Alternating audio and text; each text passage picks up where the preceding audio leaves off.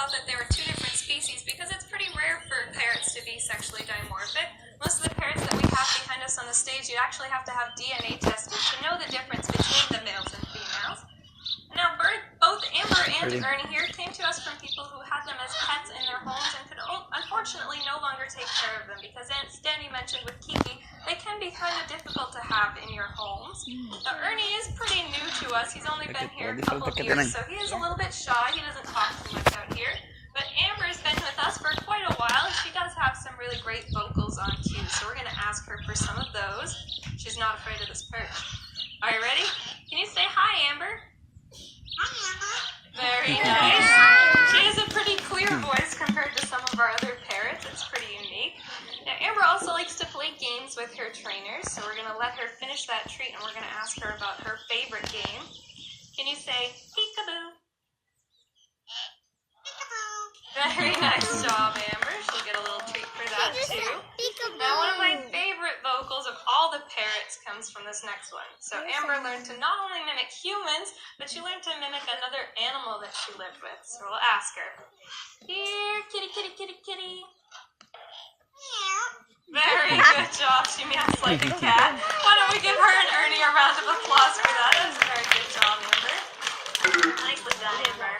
Alright, so last but not least, we have our guest of honor for our conservation show. This is Zeus, and Zeus is a blue-throated macaw, not to be confused with our blue and gold macaw Shadow over there. They do look strikingly similar, but blue-throated macaws are named after that blue patch that they have on their throat, whereas Shadow back there actually has a black patch. That's now, blue-throated macaws are very near and dear to our hearts because, unfortunately, they are a critically endangered species.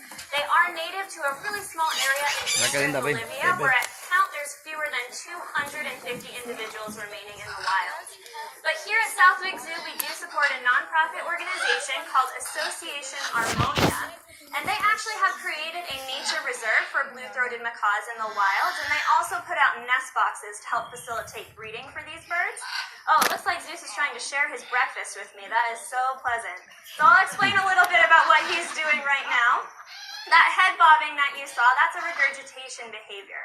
So some of the birds will do that when they're feeling a little hormonal, and what that means is they're basically in reproductive mode. So they are monogamous out in the wild. They'll usually mate for life, and they'll regurgitate for either their mate or for their young.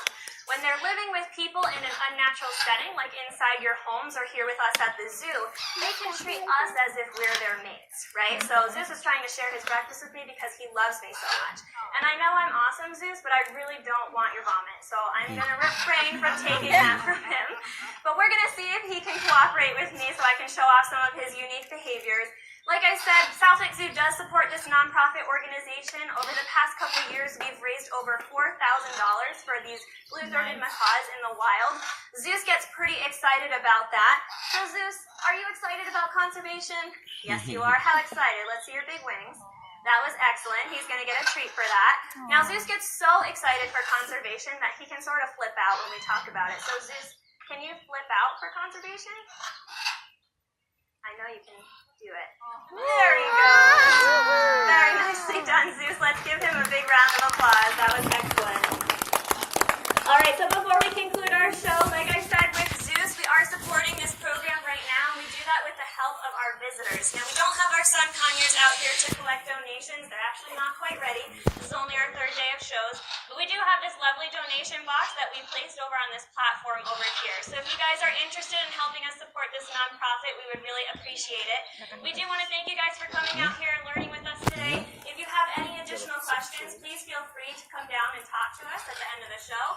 We want to thank you guys again, and we hope you enjoy the rest of your day here at the zoo. Thank you.